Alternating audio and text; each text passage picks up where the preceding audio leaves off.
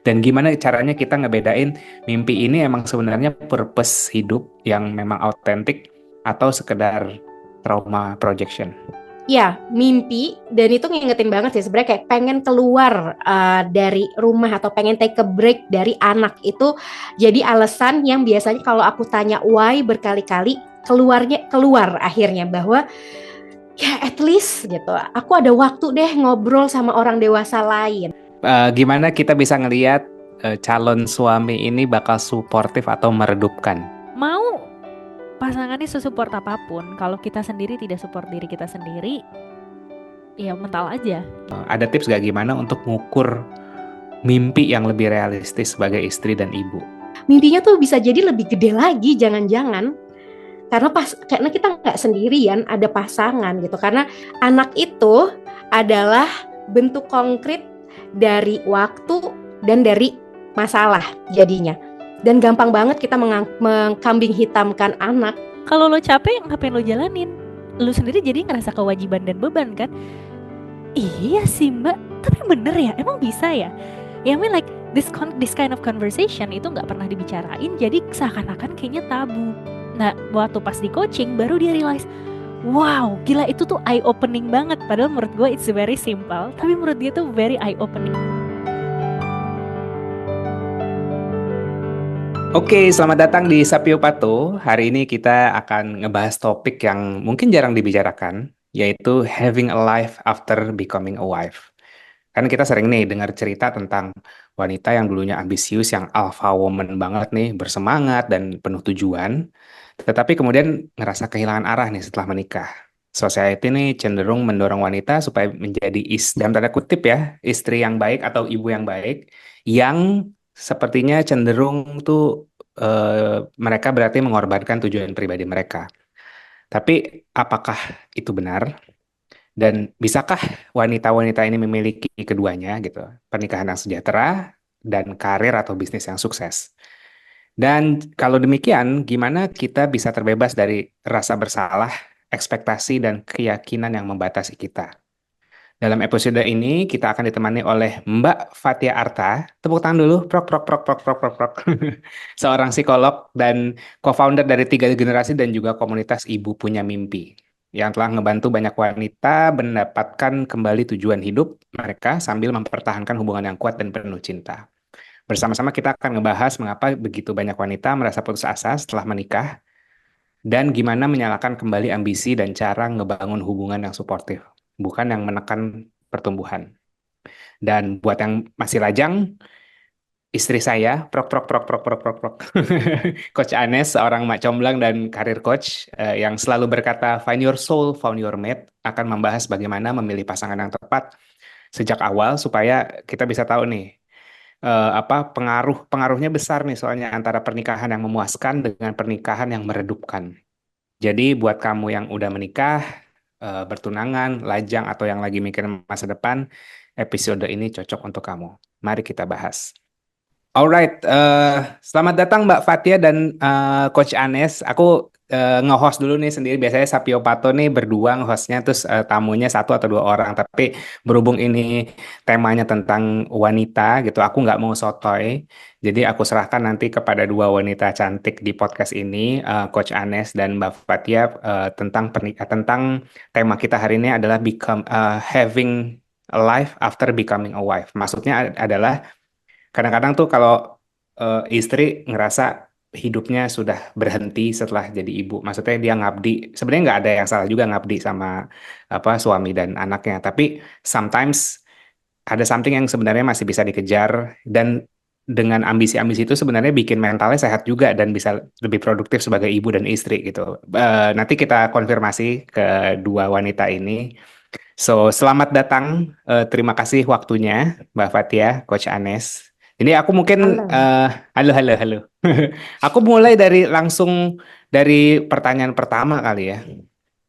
Pertanyaan pertamanya tuh kayak, kenapa ya banyak wanita tuh ngerasa bahwa pernikahan dan menjadi ibu tuh harus ngorbanin tujuan pribadinya mereka gitu.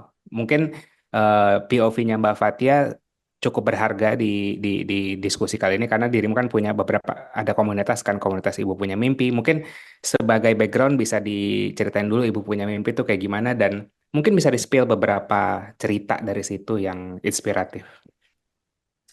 Halo semuanya, thank you ya, Sir. Yes, jadi Ibu Punya Mimpi sendiri itu online learning platform untuk para ibu belajar lagi, gain new skill lagi untuk bisa kembali berkarir. Karirnya bisa apa aja, apakah berbisnis atau mau dari rumah, jadi content creator, virtual assistant, terus voice over dan banyak pilihan karir ya. Jadi dari Ibu Punya Mimpi kita mau berusaha memberikan banyak pilihan untuk para ibu untuk tetap bisa happy sebagai ibu berkarir dari rumah tapi juga merasa berdaya karena aku pribadi melihat ada kebutuhan itu tuh dari ibu-ibu. Nah, sebenarnya kalau pertanyaannya kenapa sih banyak perempuan yang merasa bahwa kalau udah menikah tuh udah selesai ya mimpinya. Tadi sebenarnya dirimu udah sempat touch that point a little bit bahwa banyak perempuan merasa pernikahan dan jadi ibu itu harus mengorbankan dirinya.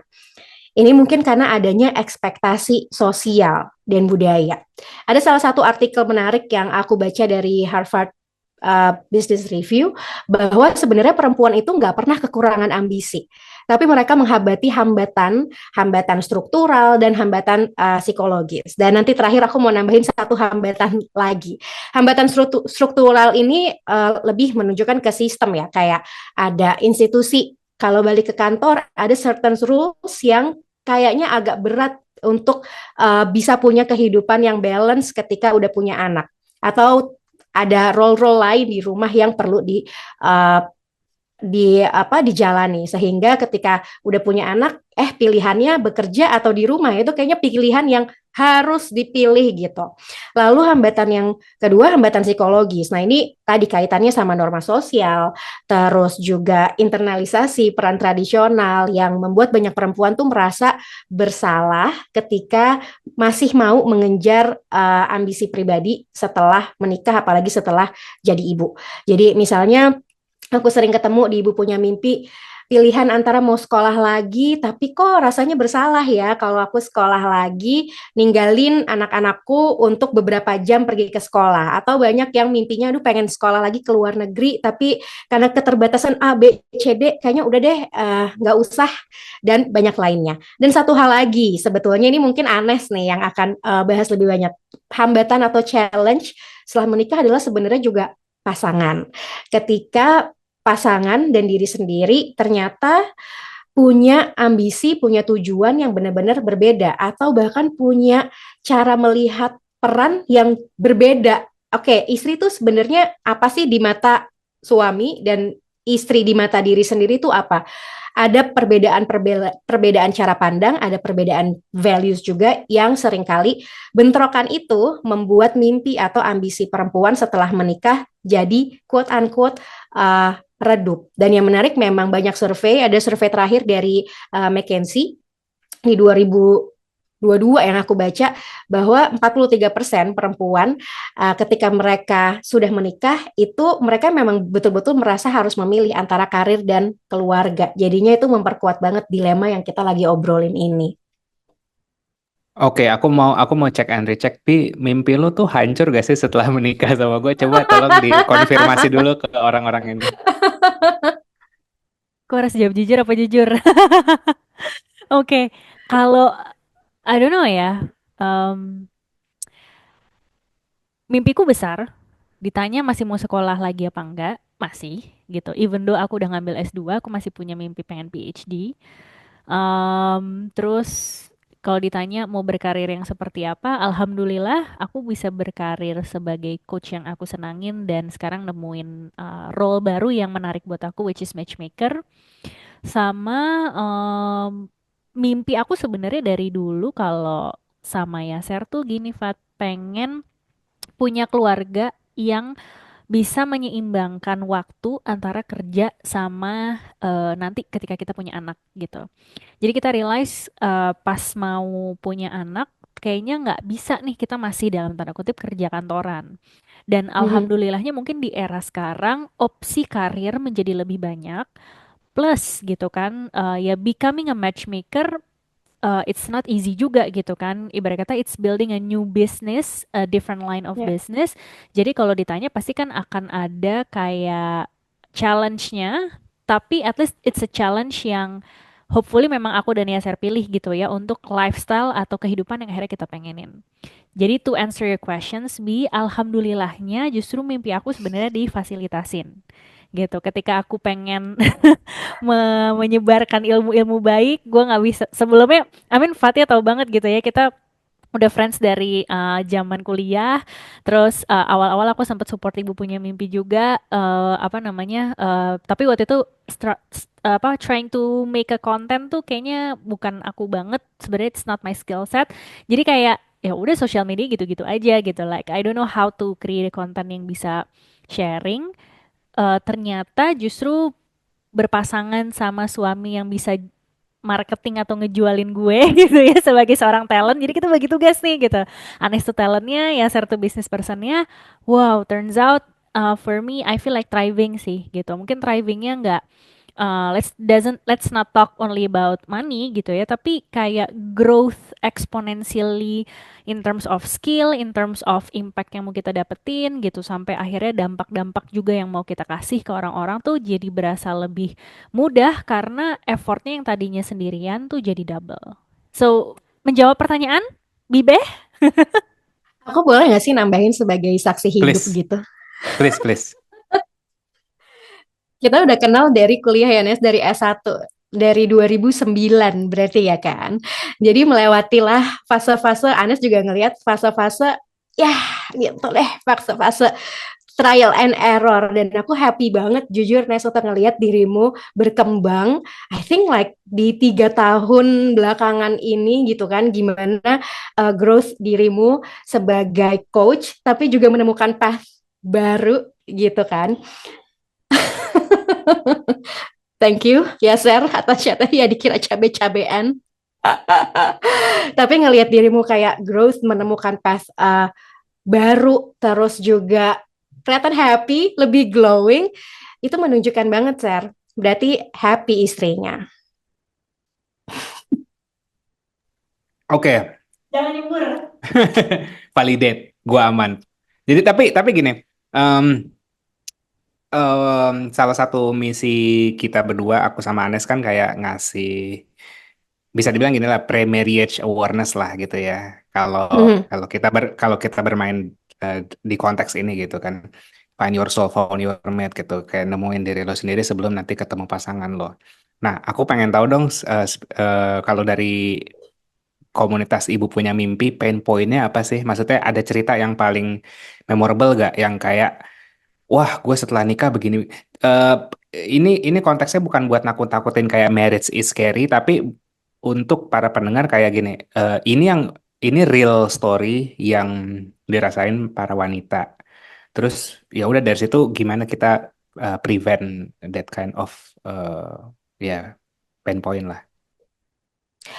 Jadi sebenarnya fase atau proses menemukan diri, find your soul, itu tuh terjadi di setiap fase hidup. Fase kita menjadi individu, fase kita pacaran, fase kita menikah, fase kita menjadi ibu. Walaupun kita orang yang sama, tapi ibaratnya aku selalu mengibaratkan manusia tuh kayak bawang gitu ya.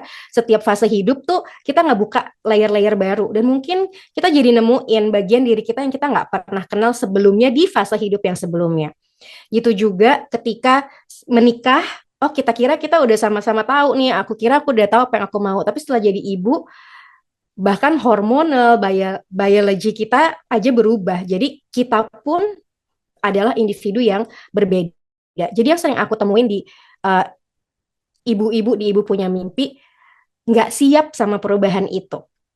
Jadi masih nyangkut dengan idea, dulu tuh aku orangnya gini loh.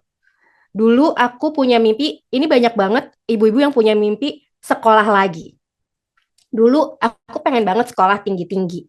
Tinggi-tinggi tuh apa gitu ya, kayak oh ya S2, PhD dan sebagainya. Tapi setelah jadi ibu, kayaknya mimpi itu tuh nggak mungkin deh, nggak lagi. atau kok kayaknya aku nggak kenal diri aku ya, sebenarnya aku tuh masih pengen sekolah lagi atau enggak. Jadi kebingungan-kebingungan itu sih malah yang sering aku temuin di Ibu Punya Mimpi, yang membuat seolah-olah mimpi itu tuh jadi lebih jauh, jadi lebih susah dicapai karena ada gap yang para perempuan nggak siap bahwa dirinya sebenarnya diri yang berbeda, dan mungkin perlu kenalan lagi sebenarnya apakah mimpi yang waktu itu di fase sebelumnya tuh masih relevan apa enggak, masih align nggak sama diri dia yang sekarang, masih align nggak sama values. Jangan-jangan ada hal-hal atau perubahan-perubahan dari values yang kita nggak sadar itu terjadi, yang membuat sebenarnya bahkan mimpi itu nggak relevan, tapi di ideas bahwa mimpi itu tuh dulu aku punya mimpi itu dan sekarang kayaknya nggak mungkin, itu yang seringkali aku temuin Ibu Punya Mimpi buat ibu-ibu stuck jadinya sama mindset bahwa sekarang aku udah jadi ibu, udah aku nggak bisa punya mimpi itu lagi. Padahal mimpinya tuh bisa jadi berubah, berkembang. Itu kenapa sebenarnya di platform Ibu Punya Mimpi kita berusaha kenalin ada path-path lain untuk ibu-ibu berkarya, karena bisa jadi ada mimpi-mimpi baru loh yang muncul ketika ibu punya peran baru, which is jadi ibu. Karena banyak banget ibu, bahkan aku pribadi kayak yang Anes tadi bilang ya, kepengen ketika punya anak tuh punya waktu yang lebih banyak sama keluarga. Jadi mungkin ada mimpi-mimpi yang emang perlu dieksplor lagi. Oke, tapi sebenarnya tuh mereka tuh aware gak sih sama perubahan yang akan dihadapin? Let's say dulu waktu single gue maunya, gue punya purpose, gue punya mimpi A B C D E gitu ya. Nggak usah A B C D E deh, A B aja susah kadang-kadang, cuma dua gitu. Satu satu aja juga susah kadang-kadang.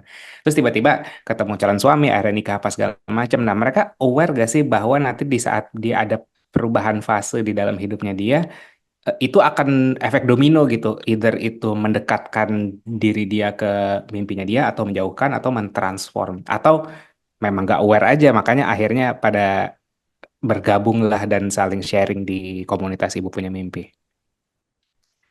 Uh, Banyak yang nggak aware, banyak yang kaget bahwa oh ternyata perubahannya sebegini besar ya. Oh ternyata aku juga nggak kenal ya di fase ini sama diriku dan sama pasanganku. Jadi tadi efek domino tadi, bahwa punya anak itu bisa jadi trigger yang kalau ditarik balik waktu pacaran atau baru ketemu atau bahkan ketika jadi single, jelas nggak sih mimpinya cukup konkret nggak? Atau aspirasi ketika punya keluarga tuh seperti apa? Dan ketika pacaran hal-hal itu diobrolin nggak sih? Nanti setelah menikah aku boleh kerja nggak? Itu pertanyaan yang dasar yang perlu banget ditanyain. Terus mau punya anak langsung apa enggak? Karena juga aku ketemu dengan banyak perempuan yang sebetulnya mereka nggak pengen langsung punya anak, pengen kejar karirnya dulu baru punya anak, tapi ternyata setelah menikah nggak mungkin karena pasangannya nggak mau. Jadi obrolan kayak gitu perlu banget diobrolin setelah menikah. Tapi kalau udah terlanjur menikah, ya perlu juga tetap diobrolin. Nah, ketika itu nggak diobrolin, ketika punya anak, anak itu adalah bentuk konkret dari waktu dan dari masalah jadinya. Dan gampang banget kita mengkambing hitamkan anak untuk nggak bisa bergerak. Dan itu yang sering kali aku temui di para ibu-ibu yang ngobrol sama aku. Karena udah punya anak, aduh anak aku masih kecil, aku nggak punya support system karena anak aku harus sama aku. Anak adalah yang ngiket ibu-ibu untuk nggak bisa mana. Padahal kalau di trace back mungkin bukan anak, lagi-lagi anak triggernya, sehingga gampang banget untuk mengkambing hitamkan bahwa karena punya anak aku jadi nggak bisa bergerak.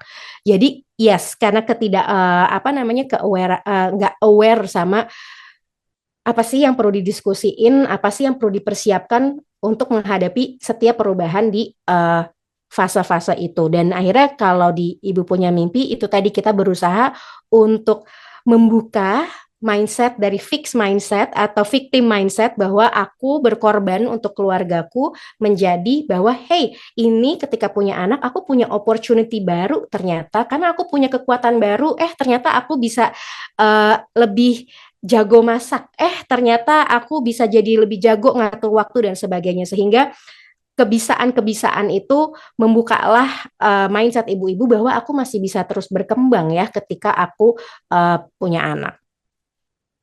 Sebelum aku pindah ke Anes, kayaknya banyak catatan tuh. Anggapannya tadi mungkin berarti mimpinya bertransform menjadi bentuk lain kan. Maksudnya Bisa mungkin jadi. kadang-kadang di balik mimpi itu sebenarnya bukan literal mimpinya, tapi mungkin dia butuh menjadi wanita yang aktif gitu kan. Tapi waktu single dia taunya untuk menjadi wanita yang aktif dan produktif, gue harus ngelakuin ini. Tapi rupanya Mm-mm. pas di komunitas Ibu Punya Mimpi membukakan kayak mindset mereka, oh rupanya dengan gue bisa jadi konten kreator bikin lunchbox misalnya kayak gitu ya, Iya. dan tetap rewarding gitu kan. Nah terus aku juga mau nambahin sedikit sebelum aku pindah ke Anes. Ingat gak sih orang tua kita dulu gini, kalau makan tuh harus dihabisin kayak gitu ya. Nah aku tuh berpikir kayak gini, bukan masalah makannya yang harus dihabisin, tapi lo bertanggung jawab gak sama apa yang lo ambil ke dalam piring lo. Jadi mindsetnya jadi kayak, oh udah kadung begini harus dijalanin, jadi kayak apa sangkos falasi gitu loh. Nah sementara Ya. harusnya di trace back. Oke sebelum lo punya anak, nih balik ke konteks yang tadi ya mimpi dan punya anak. Sebelum lo punya anak, lo mempertimbangkan dulu gak sih sebenarnya kayak gitu sih. Silahkan Coach Anes, kayaknya banyak catatan nih. Ini aku nggak harus bertanya ya, cuma kayak jujur ini maksudnya even aku sendiri pun pengen nih udah ada bolpen kan kelihatan notes. Ada beberapa hal yang pengen aku highlight sebenarnya dari tadi jawabannya Fatia gitu ya. The first one adalah karena aku dan Fatia belajar psikologi, jadi pas Fatia ngejelasin tuh aku teringat kembali ke beberapa teori psikologi yang aku pelajarin waktu zaman kuliah dan baru realize, oh teori itu tuh dipakainya di sini dalam aspek hidup sehari-hari gitu ya. Karena zaman dulu waktu kuliah kan kita kayak tahu apa sih, kita cuma belajar teori, tapi itu belum menjadi wisdom dalam kehidupan sehari-hari. Nah, I think one of the key takeaways yang aku tadi dapat dari Fatia gini sih, sebagai seorang psikolog gitu kan, Fatia banyak berhubungan mungkin sama orang-orang yang um, assumingly lebih banyak orang-orang yang merasa clinical atau kayak gue ada isu, gue ada masalah gitu-gitu ya, terutama ada yang masih menjadi baggage nih dari masa lalu gitu kan. While on the other hand, kenapa aku menjadi coach? Karena personally aku tidak punya um, energi yang cukup besar dan aku nggak bisa membatasi atau membentengi diriku untuk berhadapan sama orang-orang yang baggage-nya tuh banyak. Jadi seringkali aku merasa energiku keserap dan aku malah jadinya kayak orang linglung gitu. Sejak kuliah aku udah sadar itu dan akhirnya makanya sekarang aku ngerasa profesi coach tuh lebih cocok karena aku membantu orang untuk bergerak dari masa ini ke masa depan dengan konteks yang dalam tanda kutip lebih sehat. Nah, understanding that gitu kan. Jadi aku tuh ngelihatnya tadi Fatia bilang find your soul itu nggak akan pernah berhenti gitu ya. Jadi yang pengen aku highlight tuh I think proses mengenal diri sendiri atau memahami diri sendiri itu jangan anggap gitu ya satu kali habis itu selesai. Kenapa? Karena teori perkembangan manusia menyebutkan bahwa gue baru realize nih Fat, usia sekian sampai sekian itu punya PR apa gitu kan? Kayak misalnya kalau kita baru apa namanya baru kerja berarti kita mungkin harus menyeimbangkan waktu apa segala macam gitu kan. Terus ketika nanti udah punya family, mungkin nanti gimana nyimbangin lagi sama family sampai mungkin nanti di umur 40s or 50s baru mulai lebih settle gitu kan ketika misalnya anak-anaknya juga udah lebih grown ups gitu. Jadi aku tuh baru realize gini, oh that makes sense. Fat boleh nggak give me updates? Karena gue udah nggak update lagi. Perkembangan manusia tuh dari mulai kita lahir sampai tua tuh ada berapa tahap sih, Fat? Itu teorinya Erikson, ya Yes. kan? Aku juga udah lama sebenarnya nggak in touch sama that teori. Sekitar 10-11, jadi kayak dari bayi sampai dewasa, sampai akhirnya ya lansia, ya kan? Mau disebutin satu-satu nih. Gak usah. Nanti Yaser Pak tinggal pasang aja tuh fotonya gitu ya. Tapi gampangnya gini ya, kalau lu belum 11 kali kebingungan sama hidup lo gitu kan, to rediscover Sorry, yourself sorry, bukan bersama. 11 kebanyakan, 8, Oh 8. 8 8 oke oke. Jadi 8 ya. Ini kalau teorinya ya guys gitu. Jadi we will always have that confused time gitu kan ketika Ya, kita menghadapi sesuatu yang berbeda, big significant events di dalam hidup kita, baik itu kuliah ke kerja, kerja ke pernikahan, itu kan transisi semua ya. Itu tuh bisa menjadi either opportunity to transform atau itu bisa menjadi penghambat. Sebenarnya gitu kan, gitu. Jadi kayak Ya. yang aku realize adalah find your soul itu bukan kayak satu kali selesai. Tapi itu harus menjadi skill yang terus dijalanin karena eventually dari kita lahir sampai kita lansia gitu kan ada menurut teori 8 kali gitu loh pergantian identitas yang artinya kita juga harus paham saat perkembangan itu apa yang harus kita lakukan. Itu tuh kayak pas Fatih yang ngomong tuh gue kayak ah, ini tuh ternyata benang merahnya tuh gue baru realize sekarang. Oke.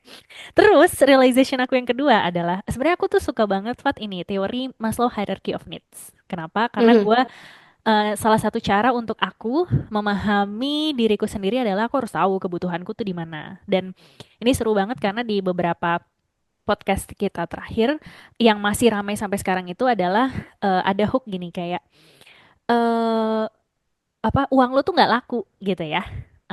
Ini kita ngomong uang lo tuh nggak laku, FYI kita podcast sama CMO gitu kan. Yang artinya kalau kita ngomongin secara needs material itu ya no wonder gitu loh nggak secara dalam tanda kutip nggak laku karena kebutuhannya dia udah bukan lagi di level survival atau material, Mhm. tetapi di level yang mungkin udah sampai self esteem atau udah sampai di level love and belongings bahkan sampai self actualization gitu kan. Nah, tapi pas kita pasang di Instagram tuh banyak banget yang kayak, ya nggak mungkin dong gitu. Pasti namanya bohong tuh duit udah pasti penting. Gue sih nggak bilang duit tuh nggak penting ya. Gue bilangnya duit lo nggak laku kalau udah lo di level CMO gitu loh. Jadi kayak what I realize adalah seiring dengan perkembangan kita, needs kita sendiri pun berubah gitu. Ya. Yang enggak dan itu adalah proses yang personally memang nggak bisa di skip. Kita juga pernah kasarannya ya aku sama Yasser begajulan berkreativitas, tapi saat itu pemasukannya juga nggak stabil, yang nggak aman juga ngerasanya karena security ya still about material gitu kan. Tapi kalau misalnya kita ada material yang udah cukup gitu kan dan cukupnya orang kan beda-beda, balik lagi em, mau kita berkarya atau mau kita gimana itu jadinya kayak ya udah lebih lebih lebih bebas dan akhirnya dalam tanda kutip material tuh bukan lagi currency utama. Tapi currency utama Mhm. kita sekarang mungkin jadi time atau em, attention gitu kan. Nah, jadi what I realize even dalam relationship needs itu akan terus berkembang. Jadi proses kenalan dan matchingin kebutuhan kita sama pasangan itu juga harus terus-menerus dilakukan gitu. Jadi kayak lu tuh needs-nya di mana? Jangan-jangan pas awal nikah misalnya. Kenapa ini gue sadarin sih. Kenapa aku mau nikah sama Yaser? Karena aku tahu needs-nya dia itu bukan di security atau material gitu. Karena kayak mindsetnya dia di saat mungkin waktu itu sebenarnya materinya kayak biasa atau cukup aja, tapi mindsetnya Yasser tuh udah beyond that gitu. Jadi gue kayak gue bisa begajulan nih sama dia aktualisasi aktualisasi diri gitu kan. Jadi kayak oh that's a person yang kayaknya bakal seru deh untuk gue jalanin hidup gue building the life that we want gitu. Nah itu yang kayak oh needs sekarang pun antara aku sama Yasir yang udah 6 tahun bersama, meskipun nikahnya baru 3 tahun, pasti berbeda gitu kan sama waktu awal kenal gitu. Jadi kayak ternyata memang proses kenalan dan matchingin sama pasangan itu adalah proses yang nggak bisa di skip. Dan ini Ya. yang aku rasa banyak orang yang juga belum udah dia nggak sadar dirinya dia, apalagi ngomongin sama pasangan gitu kan. Dan itu yang aku punya coachy cowok, dia lagi proses find your soul coaching juga sama aku. Dan kemarin tuh salah satu realization itu menarik. Dia bilang gini, Mbak, aku tuh baru tahu loh kalau ternyata kita bisa ya nyampein ke pasangan bahwa gue tuh butuh me time. Ternyata it's okay ya. Kalau gue capek, gue pengen istirahat di rumah tuh it's okay ya. Bukan yang kayak kalau gue pacaran tuh berarti weekend gue harus nemenin dia jalan-jalan gitu ya. Gue sebenarnya capek sih gitu. Terus gue bilang, iya kalau lo capek ngapain lo jalanin? Lo sendiri jadi ngerasa kewajiban dan beban kan? Iya sih Mbak, tapi bener ya, emang bisa ya? Ya I mean like this kind of conversation itu nggak pernah dibicarain, jadi seakan-akan kayaknya tabu. Nah, waktu pas di coaching baru dia realize, wow, gila itu tuh eye opening banget. Padahal menurut gue it's very simple, tapi menurut dia tuh very eye opening. Dan gue bersyukur banget kayak, okay, we need more guys like this gitu kan yang kayak just tell what you want, just tell what you don't have to say your emotions, you don't have to become vulnerable, tapi just say what you want. Kalau lo capek, bilang capek. Nah, tinggal PR-nya nanti cewek-ceweknya ngerti apa enggak. Dan aku bilang, ya udah, maksudnya say what you want, dan nantinya respon dari si cewek itu kan akan menjadi apa ya, proses seleksi dengan sendirinya gitu. Ya. Nah, itu sih I think those three key takeaways yang kayak wow, even baru ngobrol aja kayak oke, udah banyak. Oke, sayang, aku kembalikan lagi ke kamu, I talk too much. Oke, saya melihat Ibu Fatia juga seperti ada coret-coretan tuh di bawah Iya nih. kamera tuh. Oke, mungkin ini mau langsung di feedback, atau sekedar catatan aja? Aku mau meng-highlight sesuatu yang penting banget tadi. Please, please. Moment of pause, basically. Karena biasanya kita ngejalanin sesuatu itu karena kita ngerasa harus. Bukannya harusnya gini ya. Ah ya udah, gue emang kayak gini karena emang apalagi sama pasangan ya, dia mintanya gitu, ya udah gue merespon aja, jadi sekedar merespon. Dan sebenarnya yang aku lihat juga bukan hanya sama pasangan tapi sama diri sendiri.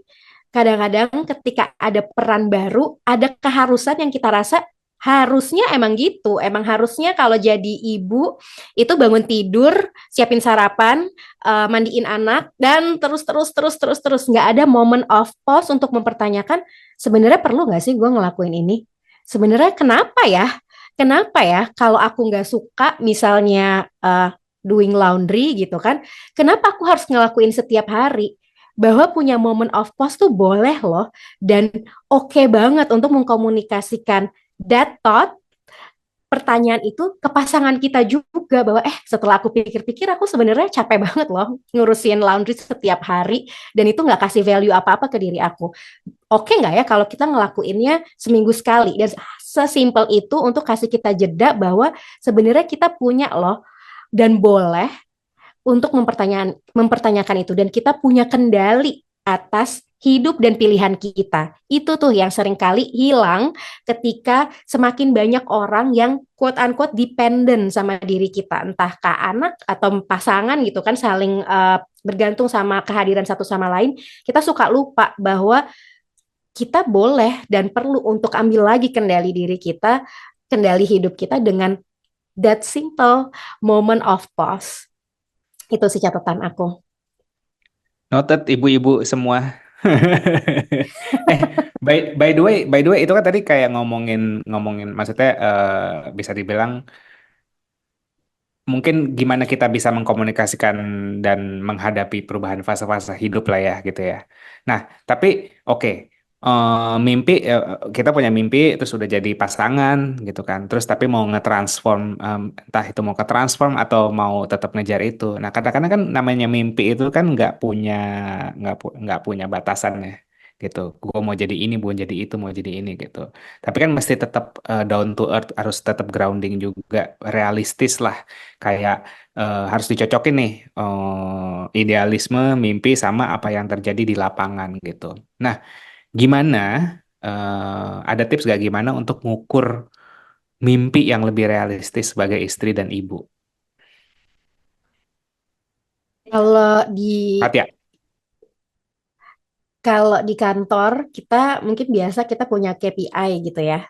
Dan sebenarnya di kehidupan sendiri itu boleh banget loh kalau kita punya KPI. Di Ibu Punya Mimpi ada salah satu modul gitu ya untuk ibu-ibu belajar, judulnya OKR Mimpi Ibu.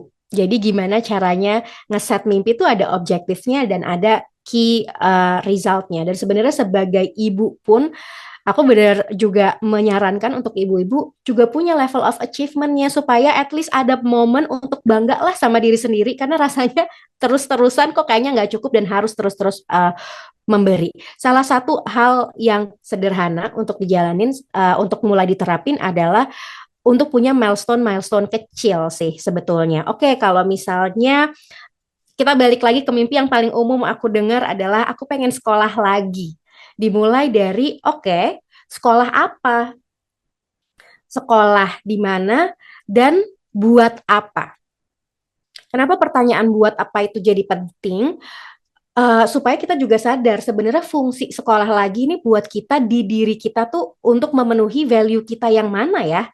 Apakah karena kangen belajar lagi dan pengen bertumbuh, ataukah kepengen untuk bangun network baru di bidang akademis, atau misalnya pengen lewat sekolah, apalagi sekolah di luar negeri, aku pengen embrace the new culture misalnya. Kenalin sebenarnya sekolah ini fungsinya buat apa, atau pengen jadi ibu yang bisa nularin lebih banyak ilmu ke anaknya. Itu juga sebuah alasan, kenalin buat apanya, why.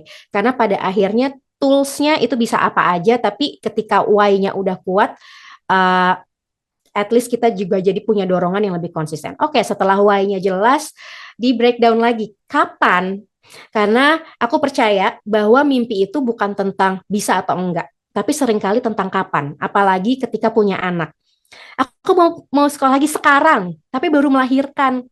Kira-kira di situasinya, di support sistemnya memungkinkan nggak? Atau jangan-jangan ketika anaknya umur 5 tahun itu baru jadi kapan tuh juga jadi penting untuk diobrolin dulu sama diri sendiri sebelum kita melibatkan pasangan. Oke, setelah buat timeline, baru deh dari uh, itu ya sketchnya tarik ke belakang. Oke, kalau misalnya aku mau sekolah lagi 3 tahun lagi misalnya, apa ya yang perlu aku capai uh, dari setahun sebelumnya, 2 tahun sebelumnya sampai hari ini tuh aku perlu ngapain?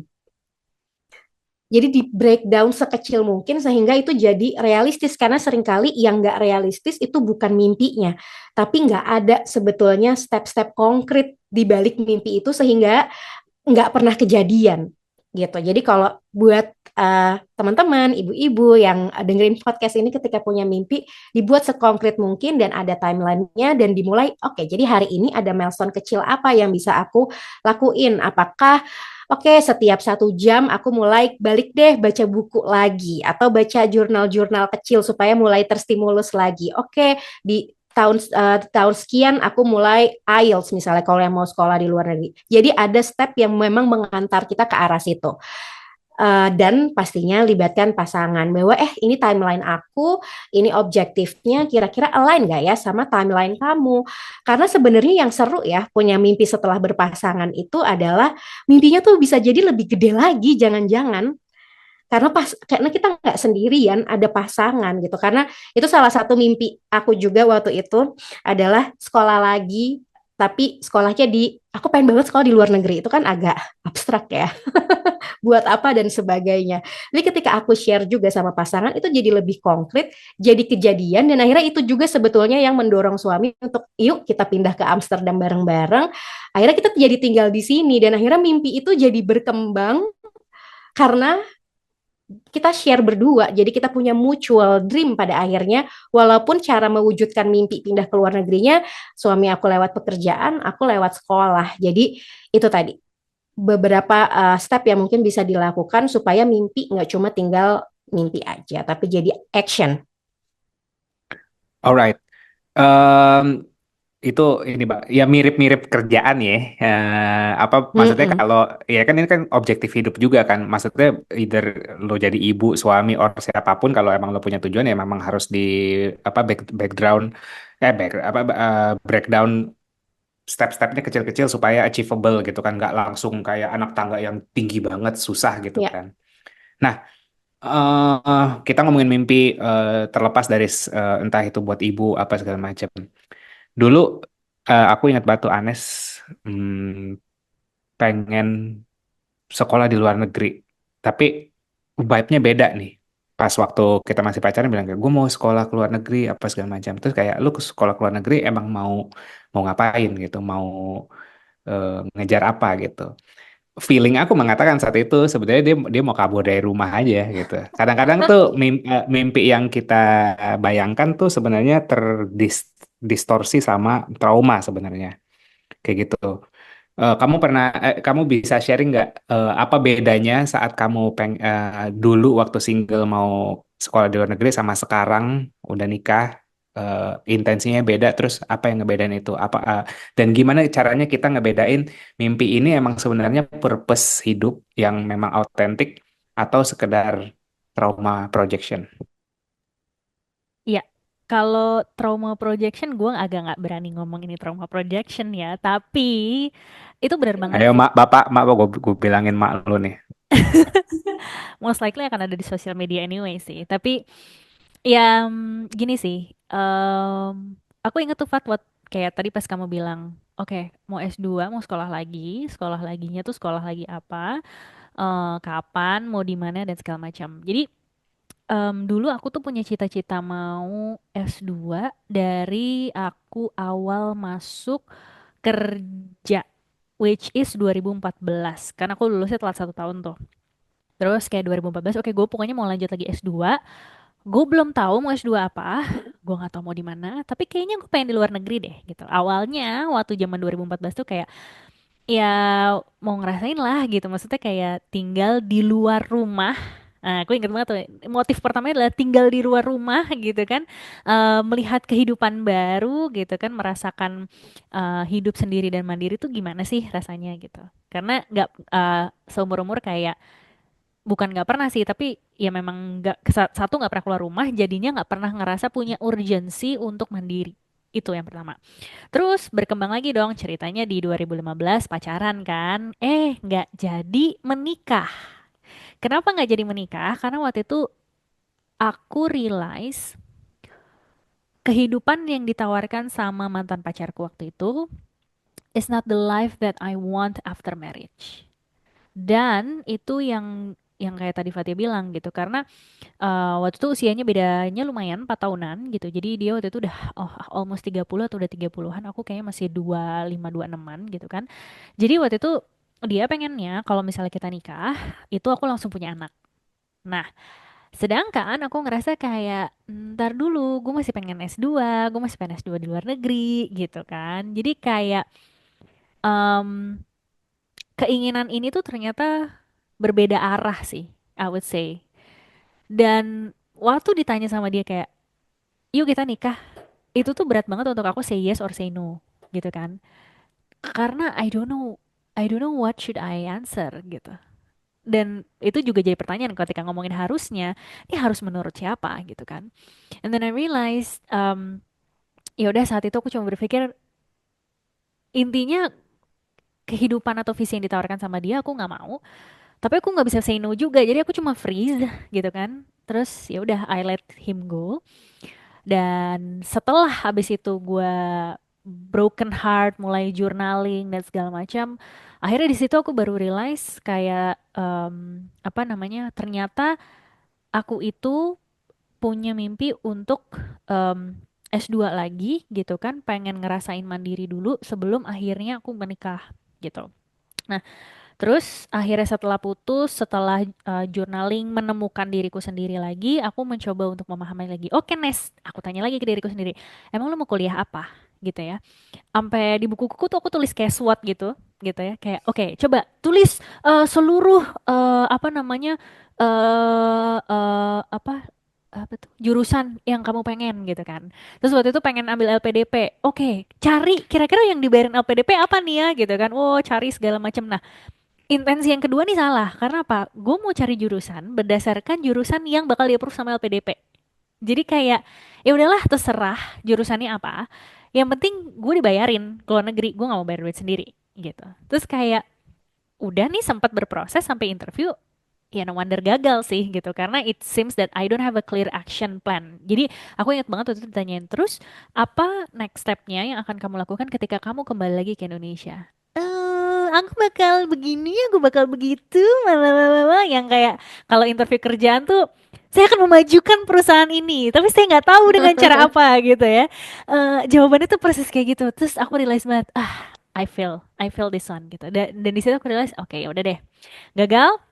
PDP udah 3 kali gagal, terus ya udah. Abis itu aku mikir gini, loh ya udah gitu kan, yang bikin lu pengen sekolah tuh apa sih Nes gitu. Jadi akhirnya even I rework on my intention, aku mau sekolah gitu buat apa.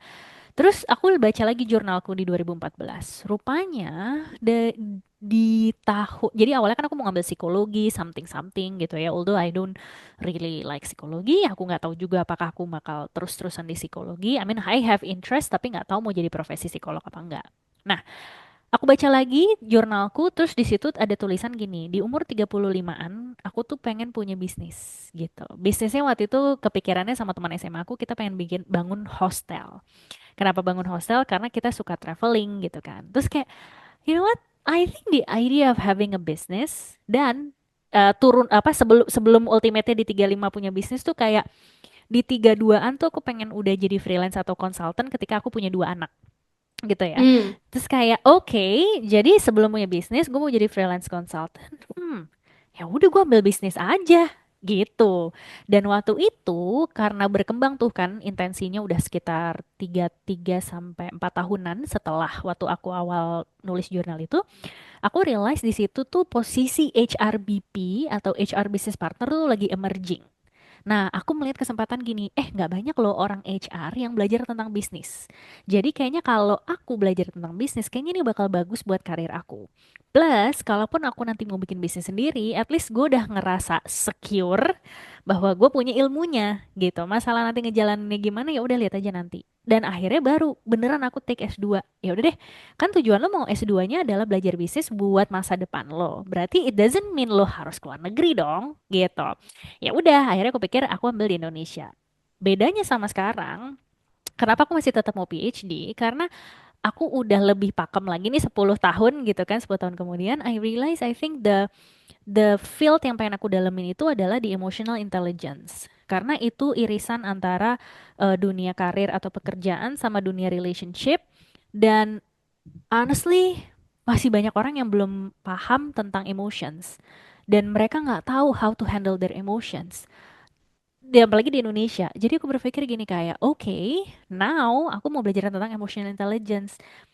Di Indonesia ada nggak? Nggak ada. Ya udah make sense dong. Gue mau keluar negeri gitu kan. Gue cari lah guru terbaiknya siapa. Oh oke. Adanya dia lagi. Aduh susah bener nih gue bikin papernya nanti gitu kan. Tapi kayak ya udah sekarang tuh lebih kayak oke. Gue mimpi dulu aja that one day I want to become PhD. Gue mau profesor yang itu.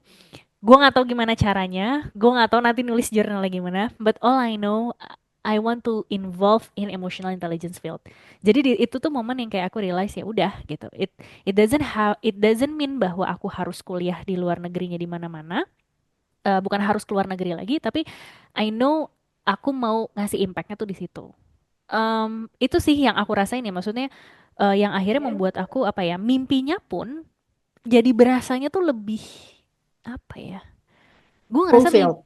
iya kayak lebih meaningful, lebih fulfilled karena mimpi ini tuh terus berkembang seiring dengan proses aku juga sih gitu. Jadi kayak sangat beda dibandingin mimpi aku sekarang sama dibandingin mimpi aku dulu, dan pasti akan berkembang. Who knows nanti 2 3 tahun lagi mungkin Fat ternyata nggak jadi deh, gue nggak jadi emotional intelligence, atau emotional intelligence nanti begini-begini whatever gitu kan. Tapi all I know until now 2 tahun belakangan, that's the apa namanya, the field yang emang interest for me gitu, dan itu adalah proses rediscover lagi sih.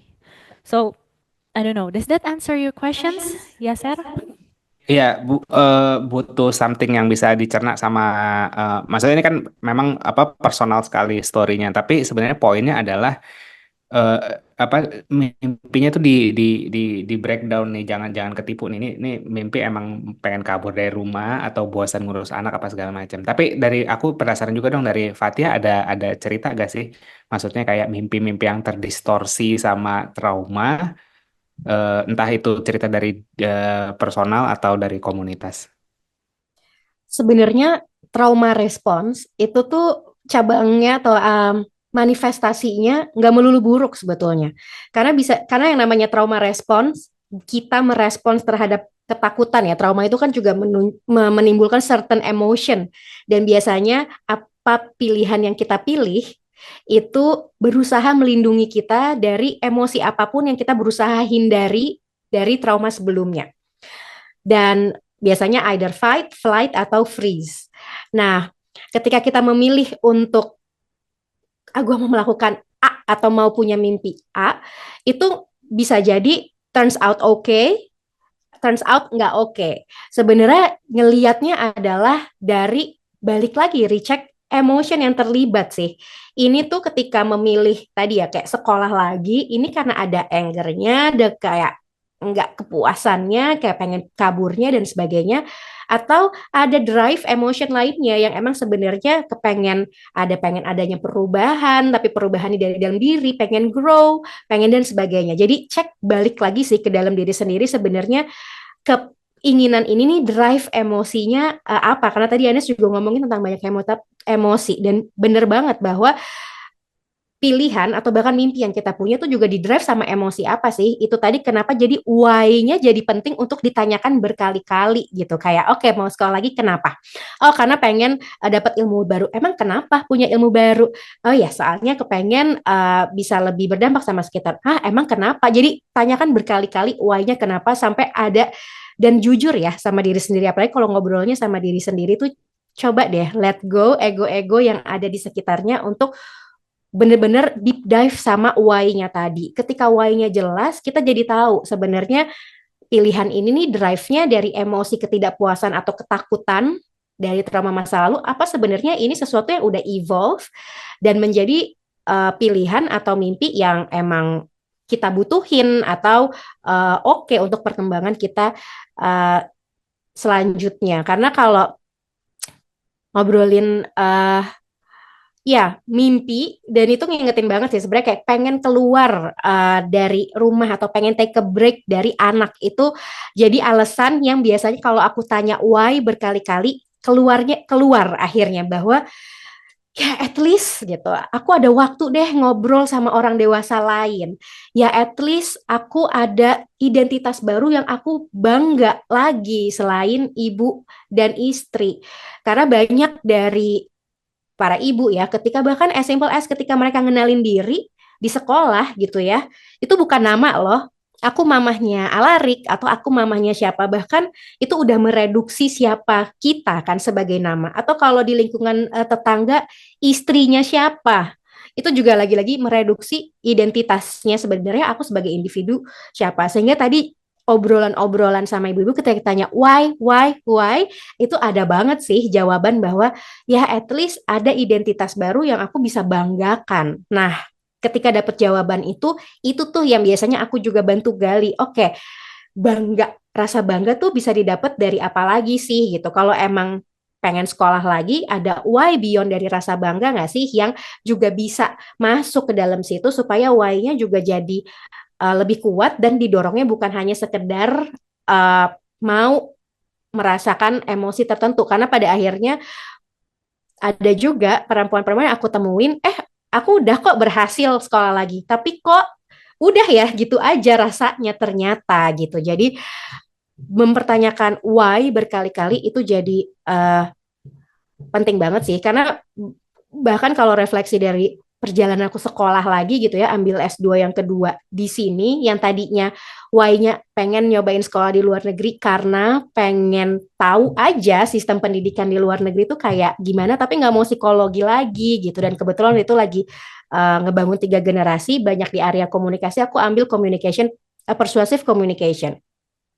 Tapi setelah berjalan, ternyata why-nya berubah. Why-nya adalah sekolah ini aku perlu untuk bantu aku terintegrasi sama negara tempat aku tinggal. Dan waktu itu satu hal yang suamiku juga membantu aku untuk menemukan why ini adalah ketika kita pindah dan emang kalau mimpi keluarga kita adalah pengen settle down, satu hal yang missing dan rasanya penting untuk keluarga kita invest adalah investasinya di kamu supaya kamu juga bisa benar-benar berintegrasi karena dari background, dari pekerjaan dan bisnis-bisnis semua terkaitnya di Indonesia dan rasanya itu jadi bolong nih dari mimpi kita dan itu jadi risk factor keluarga kita untuk nggak mencapai mimpi itu. Jadi mau nggak, yuk kita capai mimpi kamu tapi why-nya sebenarnya ada why baru diselipin sama suamiku bahwa ya itu supaya keluarga kita juga bisa berintegrasi secara lebih kuat. Jadi why-nya bisa why itu jadi penting banget untuk ngedorong seberapa kuat sebenarnya mimpi kita dan bantu kita untuk mempertanyakan lagi sih sebenarnya ini beneran mimpi kita, cuman mau aja worth nggak sih untuk diperjuangkan atau enggak? Jangan-jangan sebenarnya butuh jadi ketua pengajian aja cukup, ya kan? Nggak harus sekolah ke luar Iya, negeri, right? Jadi, benar. iya kan maksudnya sebenarnya drives-nya adalah dia mau networking atau bergaul, let's say kayak gitu kan. Tapi Mm-mm. manifestasi buat mimpinya malah kayak sekolah di luar negeri, padahal nggak harus ribet itu gitu kan, kadang-kadang gitu. Kamu Benar. ada Mungkin catatan ini nih juga sebelum, ya monggo-monggo. aku cuma pengen nambahin karena di era digital dan sosial media juga banyak banget sebenarnya mimpi yang jadinya ada karena kita ngelihat sosial media. Jadi itu makanya why jadi penting karena tadi ya kayak sekolah lagi tuh idenya dari mana? Apakah benar dari diri sendiri atau kelihatannya saat ini yang diapresiasi sama sekitar jadi identitas yang keren banget buat perempuan adalah sekolah lagi. Bi, kamu ada catatan buat feedback ini, respon atau aku bisa ke pertanyaan berikutnya? Pertanyaan berikutnya dulu aja. Alright. Nah, tadi kan apa based on ceritanya Fatia kayak ya udah akhirnya bisa integrate apa mimpinya sama suami gitu kan. Suami via jalur karir, dirimu jalur pendidikan gitu. Berarti emang mungkin nih ya, maksudnya possible ya ngeselarasin visi dan mimpi hidupnya sama suami dan anak-anak gitu. Nah, em, konfliknya ceritain konfliknya dong. Pasti kan ada adjustments itu. Berantemnya kayak gimana sih gitu. Ini kan kita yang ceritain kayak wah, berhasil berhasil berhasil. Nah, biar biar lebih realistis mungkin kayak di saat menyelaraskan itu berantemnya apa aja dan gimana cara copingnya. Berantemnya adalah ketika kita menyadari mimpinya tuh nggak seindah itu ya ternyata pas udah sampai.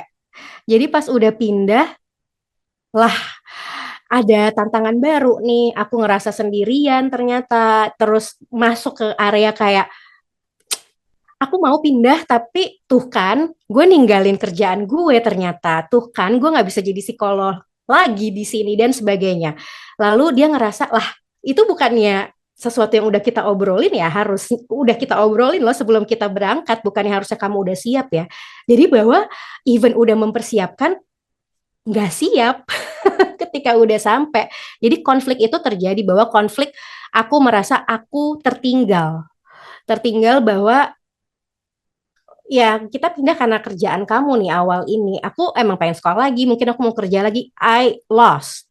Aku juga jadi nggak tahu sebenarnya aku maunya apa dan di situ jadi berantem karena ya suami merasa bukannya kita udah ngobrol, bukannya harusnya kamu udah siap dan ternyata dari diri aku enggak, ternyata aku enggak siap bahwa seintens ini perasaan lonely-nya, seintens ini ternyata perasaan kehilangan identitas karena aku jadi Fatia yang bukan lagi kalau kenalan aku psikolog karena aku bukan psikolog di sini. Aku bukan Fatia yang kenalan lagi sebagai I don't know, foundernya 3 generasi karena nggak ada orang yang tahu 3 generasi apa di Belanda. Aku siapa?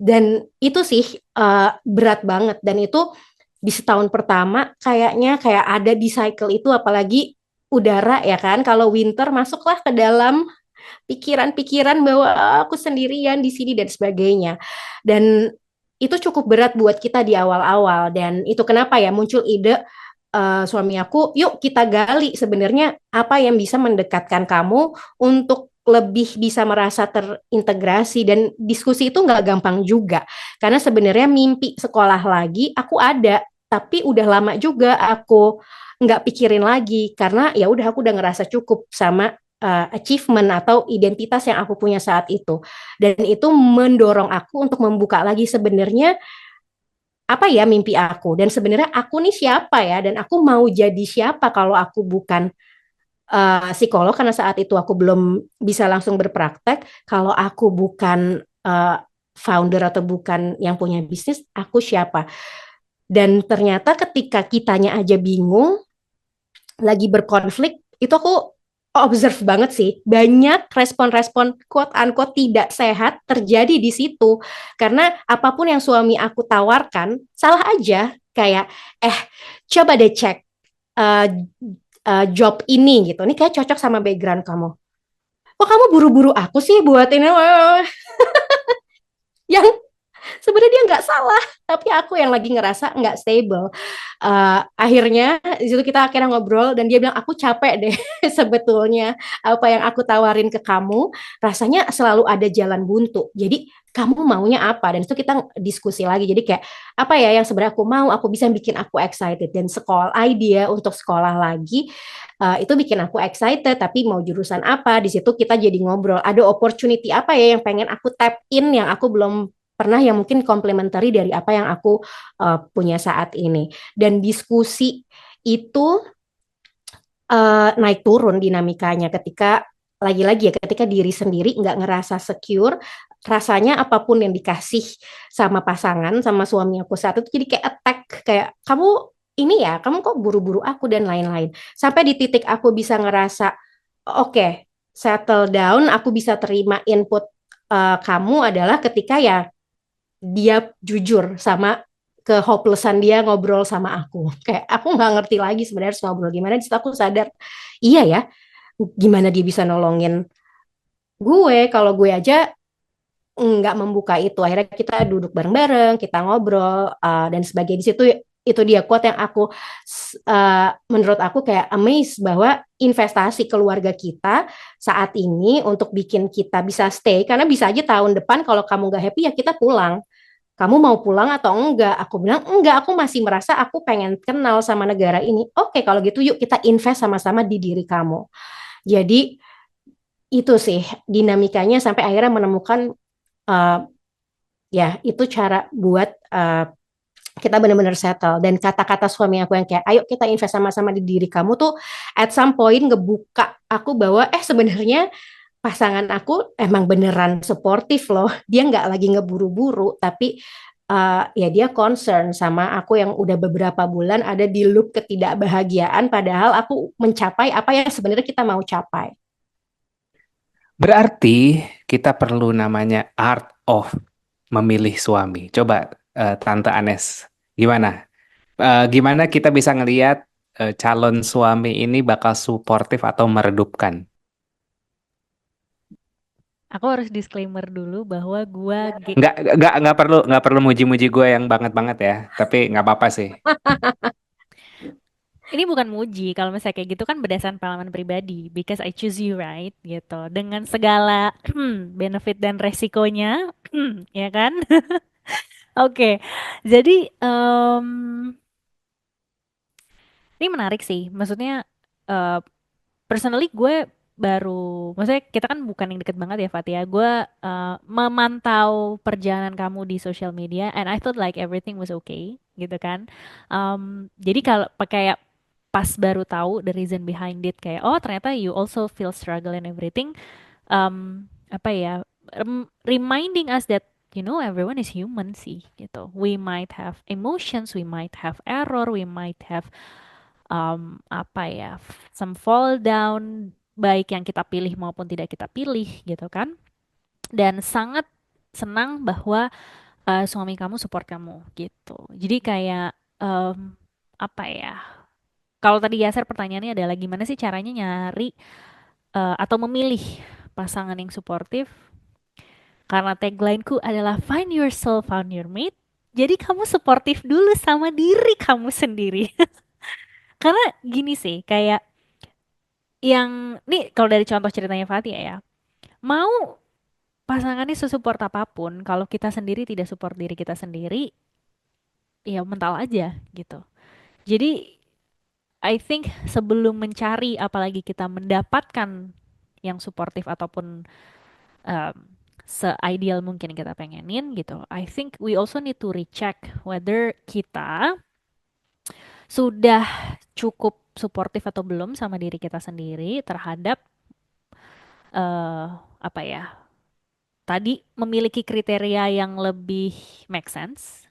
Bukan lagi nyari cewek atau cowok yang cantik atau ganteng doang. Kalau lo pengen cari yang suportif, ya udah berarti lo harus masukin kriteria itu jadi yang pertama gitu kan. Bukan lagi cantik atau gantengnya gitu. Jadi kayak redefining your criteria sih berdasarkan dari relationship seperti apa yang kamu pengenin. Karena baik dari Fatia, contohnya Fatia tadi gitu, mau udah punya relationship yang dibayangin, udah pindah ke Belanda pun tidak menjadi jaminan loh bahwa ternyata apa yang udah kita raih itu seindah yang kita bayangin gitu kan. Artinya need to balance juga antara ya idealistik kita sama groundingness-nya. Nah, so ngomongin groundingness adalah coba recheck lagi bagi teman-teman yang terutama masih single, recheck lagi sebenarnya whether your criteria itu udah cukup realistis atau belum sih gitu. Uh, Diseimbangkannya adalah dengan kamu tuh mau relationship yang kayak gimana, bukan ini cowok, gue pengen cowok yang kayak gimana. Karena honestly kita bakal berubah, kita bakal evolving gitu kan. Tapi once kita punya relationship goals yang mirip atau at least sejalan atau at least selaras kayak tadi. Kalau Fatia sama suami kebetulan oke, mau pindah ke negara lain gitu kan. Itu goalnya mimpinya sama-sama. Ya udah mau caranya gimana bisa dicari caranya. Tapi yang penting oke, we wanna go there and then we go there. Nah, dari aku sama Yaser juga gitu karena kita punya mimpinya adalah mau punya pekerjaan yang lebih fleksibel supaya pas punya anak lebih punya banyak waktu, ya udah caranya gimana nanti kita cari, tapi yang penting kita udah punya relationship goals yang sama dulu gitu dan visi lah kalau aku sebutnya gitu ya, entah itu visi misi, jadi kayak set dulu goalsnya. Kalau tadi di mimpi karir tuh kita punya OKR, nah ini tuh set dulu gitu ya goals relationshipnya tuh mau yang kayak gimana, bukan yang unyu-unyu lo video-video doang, tapi like mau yang kayak gimana sih gitu, mau mau yang berantemnya cocok atau mau kayak gimana, lebih realistis lagi. Nah itu yang pertama. Terus yang kedua, baru kalau misalnya udah tahu relationshipnya seperti apa yang diinginkan, apa kita redefine lagi gitu kan si kriteria-kriteria tadi, dan mulai pertanyakan hal-hal yang bukan material dan bukan title dan bukan label, bukan ego kita lagi sih, gitu. Nah ini challenge-nya adalah bagaimana kita bisa mencari pasangan yang tidak terlabeli sesuatu. Karena di Indonesia apalagi masih banyak, oh lu nikah sama siapa? Oh nikah sama anaknya ini. Oh nikah sama dia kerjanya ini. Oh nikah sama orang yang kayak gini. Tapi coba maksudnya posisikan diri kayak Fatia tadi gitu. Udah berpasangan nih, udah sama-sama keren. Tapi once Fatia pergi ke tempat lain gitu kan, kayak even Fatia pun sempat ada momen-momen redefining herself lagi gitu. Jadi momen-momen itu pasti selalu ada. Pertanyaannya adalah, oke, despite all of this, Anes kalau bukan jadi coach, Anes bukan jadi matchmaker, Anes tuh siapa sih gitu. Anes tuh orang yang kayak gimana sih? And akhirnya label tuh nanti bisa mengikuti, cara bisa mengikuti. Dan apa namanya? Once kita udah punya kriteria yang lebih dalam gitu ya. Salah satu contohnya adalah tadi Fatih sempat nyebutin value. Dan value ini menurut aku sangat penting. Value tuh banyak sih gitu. Maksudnya ada value yang berupa sebuah motivasi kenapa aku mau melakukan tertentu, atau value secara lifestyle yang kayak oh oke, kita suka olahraga pedal bareng, ya udah berarti kita cocok gitu kan. Tapi sebenarnya beyond that tuh kenapa sih kita olahraga gitu kan? Apa sih yang pengen lo achieve dari olahraga? Lo pengen kurus, apa lo pengen sehat, apa lo pengen apa? Itu kan pasti beda-beda ya. Nah, jadi menyamakan values itu tadi sih, kayak misalnya aku dan Yaser itu valuing quality time. Jadi gimana caranya supaya kita bisa membuat kondisi kita punya sebanyak banyaknya quality time yang kita bisa, karena what's important for us adalah relationship ini. Once relationship ini kuat, maka pekerjaan akan mengikuti. Dan alhamdulillah udah mulai dalam tanda kutip kelihatan hasilnya nih gitu kan, pas kita dibandingin aku kerja sendiri ya, saya kerja sendiri, pas kita kerjain sesuatu bareng, project bareng, ternyata lebih cepat grow-nya, lebih kelihatan hasilnya, dan kelihatannya tadi kalau kata Fatia lebih happy ya, tapi ya nanti kita tanyakan ya Ser happy juga apa enggak. Jangan Anes doang yang ditanya gitu kan. Jadi gitu, artinya kan value, what's important for us gitu. Bukan cuma visi, tapi value itu juga penting. Sama yang terakhir mungkin kalau aku bisa tambahin gini sih. Ketika kita memilih seseorang, jangan cuma melihat dia sekarang, tapi lihat potensinya dia. Ini yang aku pelajarin banget dari pekerjaan aku sebelumnya jadi rekruter. Aku selalu ngerasa bahwa gini, oke, misalnya Yaser adalah seorang apa namanya sekarang adalah co-foundernya Ranum gitu kan. Tapi sebelum jadi co-foundernya Ranum, sebelum menjadi seorang co-founder, Yaser tuh siapa sih gitu kan. Aku lihat oh perjalanannya dia, track recordnya dia, lika-liku hidupnya, ups and downs-nya dan segala macam. Sampai akhirnya aku tuh bisa tahu bahwa gini, eh kenapa aku memilih Yaser sebagai orang yang aku nikahin? Padahal sebenarnya mungkin aku bisa aja memilih orang yang dari lingkungan S2 aku gitu ya. Orang yang mungkin kalau mimpinya papa mamaku mungkin yang pakai seragam atau mimpinya tante-tanteku gitu ya pakai seragam gitu kan.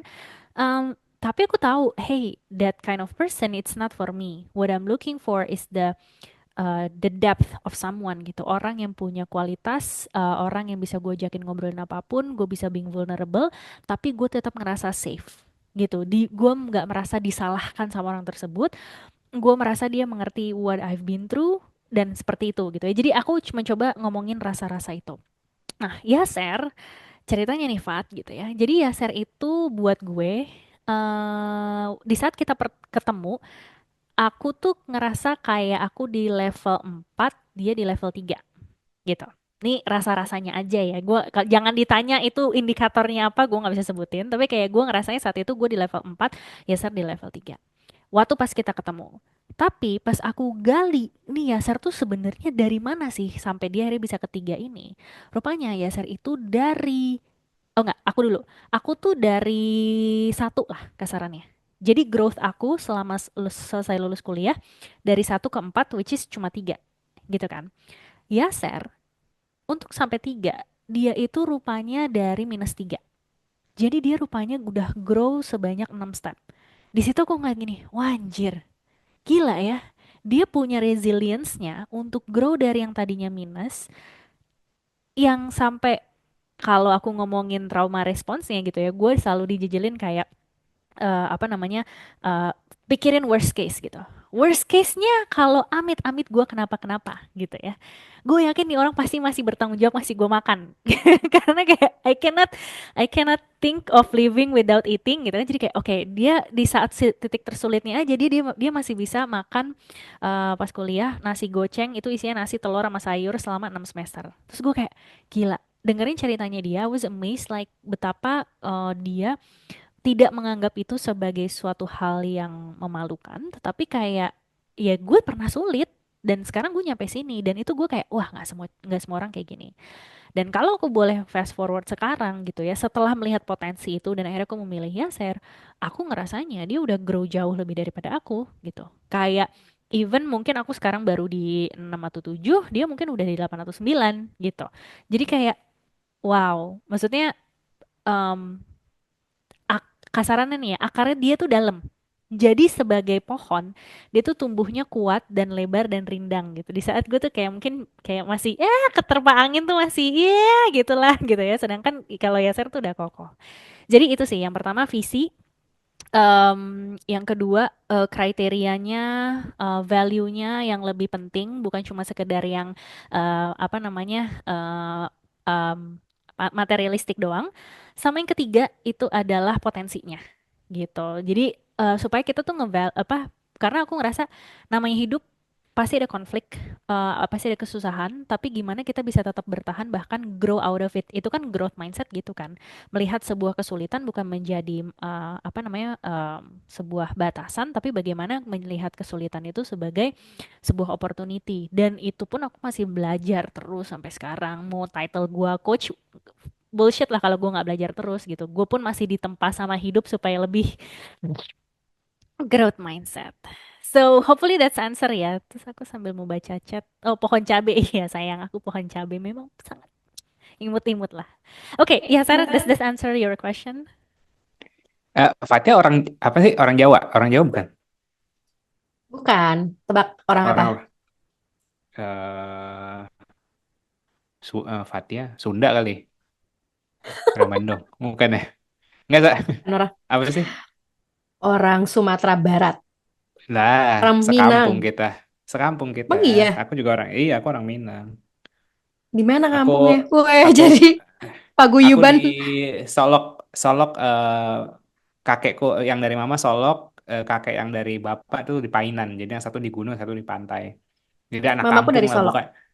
Oh, oke. Salam buat mamanya Fatia. Tapi sebenarnya gue nanya dari mana? Gue kira dari Jawa juga. Karena sebenarnya kalau kalian sadar, yang diceritain sama Anes itu bibit bobot bebet. Hmm. Iya kan? Dari mana? Terus kompetensinya bibit bebet, ya kan?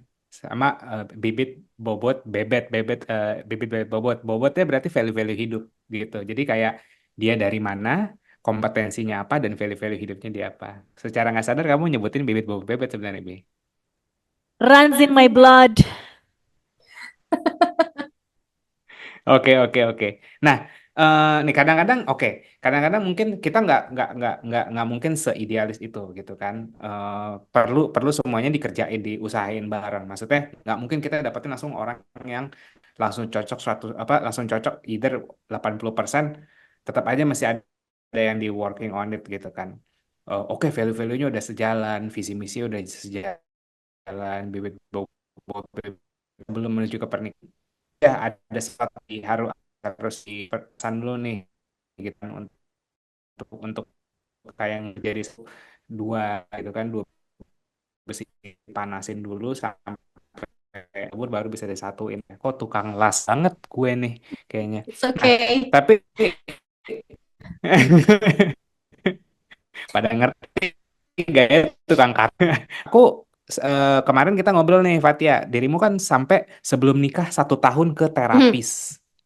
Kayak apa kalian ke couple terapis Hamin 1 tahun Hmm. sebelum nikah. Nah itu sebuah insight tuh. Boleh ceritain nggak kenapa ngelakuin itu dan manfaatnya apa? Karena gini ya, sebelum sebelum dirimu jawab, kalau kita di kalau kalau teman-teman yang mungkin Kristen dia tuh banyak tuh apa pranikah sekolah pranikah gitu kan di gerejanya. Tapi kalau nggak tahu ya sepengalaman aku kita sebagai Muslim cuman diceramahin pas lagi akad doang tuh. Jadi sama wadah, sakinah, waroma atau di KUA doang segala macam atau ada sertifikat apa. Maksudnya kurang dalam lah. Sementara kita mau seumur hidup nih gitu. Masa persiapan pencocokannya baru cuma seminggu atau sebulan gitu. Dan pas dengerin cerita lu 1 tahun gitu, Hamin 1 tahun penjajakannya, bukan penjajakan pula, penjajakan udah selesai dan ini persiapan pernikahannya yang 1 tahun. Nah ini menurut gue patut dicontoh semua pasangan sih sebenarnya gitu. Boleh ceritain nggak? Yes. Sebelumnya aku mau nambahin, sebenarnya bibit bebet bobot sama satu lagi yang aku benar-benar lihat adalah data dari masa lalu. Kalau Anas pasti tahu nih as a recruiter behavioral interview questions ya kan bahwa apa yang dilakukan seseorang untuk membuat keputusan dan lain-lain di masa lalu tuh basically more or less bisa mempredik performance dia di masa depan. Bukan berarti nggak percaya orang itu nggak bisa berubah ya, tapi seberapa jauh sih orang berubah dari yang misalnya di luar dari value kita sampai masuk ke value kita. Jadi aku sangat percaya bahwa data di masa lalu itu bisa ngepredik sebenarnya ada potensi masalah apa di belakangan. Dan data ini bukan berarti kayak tadi bukan cuma soal material dan lain-lain, tapi gimana sih orang ini itu keluar dari masalah-masalahnya atau bahkan thriving di kehidupan sekarang dengan tantangan yang dia punya. Dan waktu itu Dimas suamiku uh, ya itulah data-data itu yang aku aku lihat. Dan dari data itu juga sebetulnya kita berdua sadar bahwa ada banyak hal yang kita suka dari satu sama lain dan itu membuat kita kuat, tapi ada nih potensi-potensi yang bakal bisa jadi challenge ketika kita menikah karena dari data sebelumnya ada nih perilaku-perilaku atau respons-respons yang kayaknya nggak sehat di antara kita berdua. Misalnya, respons ketika di dalam berkonflik. Ada hal-hal misalnya kalau lagi berantem, dulu Dimas tuh hobinya adalah take a pause, pergi tanpa bilang apa-apa. Itu nggak oke banget buat aku dan nggak oke banget di dalam penyelesaian konflik. Nggak bisa nih kayak gini terus. Tapi kok kita ngobrolin terus, ada juga ya jalan buntunya. Di sisi lain, aku orangnya nggak puas gitu. Kalau nggak ngedorong-dorong sampai jatuh gitu kayak mau aja terus kalau lagi marah tuh nyecer itu juga nggak oke. Ada hal-hal dari segi itu yang kita rasa ini nih bisa berpotensi membuat kita jadi lemah sebagai couple dan nggak akan dan bisa jadi hambatan yang gede banget ketika kita menikah. Dan masalah ini nggak akan selesai dengan menikah.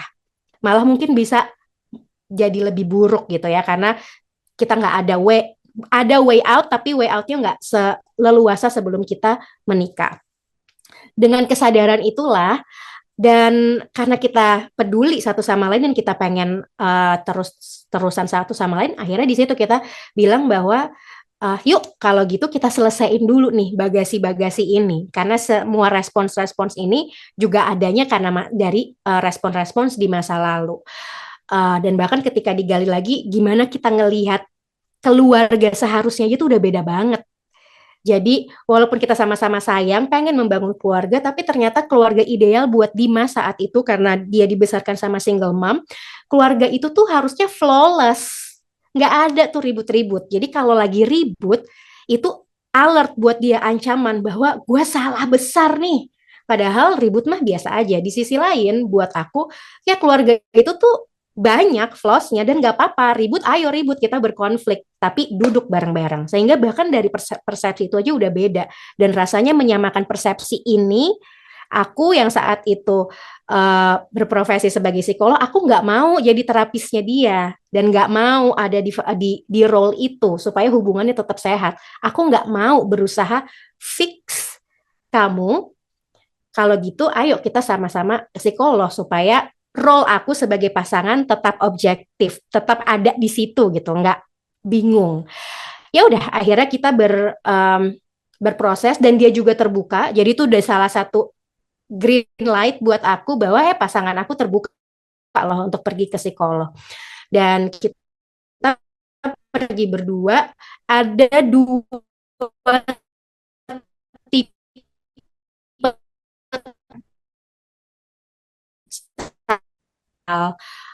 pandangan kita tentang uang, pandangan kita kayak kalau nikah nanti masih nggak sih papa, masih ada kewajiban nggak untuk biayain papa mama, obrolan-obrolan kayak gitu.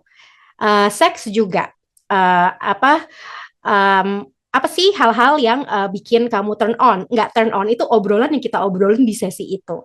Terus obrolin soal anak, kapan mau punya anak, kalau ternyata kita nggak punya anak, nggak bisa punya anak, apa pandangan masing-masing. Jadi benar-benar untuk ngegali pandangan itu. Di sisi lain, kita berproses masing-masing. Jadi Dimas ke psikolog sendiri, aku juga ke psikolog sendiri. Waktu itu kita juga bahkan pendekatan terapinya atau pendekatan itu berbeda. Dimas send play, aku lebih yang one on one. Karena dia nggak terbiasa sama obrolan sama psikolog, jadi perlu lewat media. Jadi dia main di pasir, terus abis itu baru ngobrol sama psikolognya dan terapisnya saat itu. Tujuannya adalah supaya kita sendiri aware dulu ada bagasi apa sih yang kita bawa ke dalam hubungan ini. Karena kita perlu sadar sebenarnya beban kita tuh seberapa banyak. Dan mungkin ada bagasi-bagasi yang nggak bisa diselesaikan langsung sebelum kita menikah. Sehingga perlu sadar juga bahwa ada loh masih respon-respon dari aku misalnya yang men-trigger hal-hal tertentu dari dia dan kita dealingnya gimana.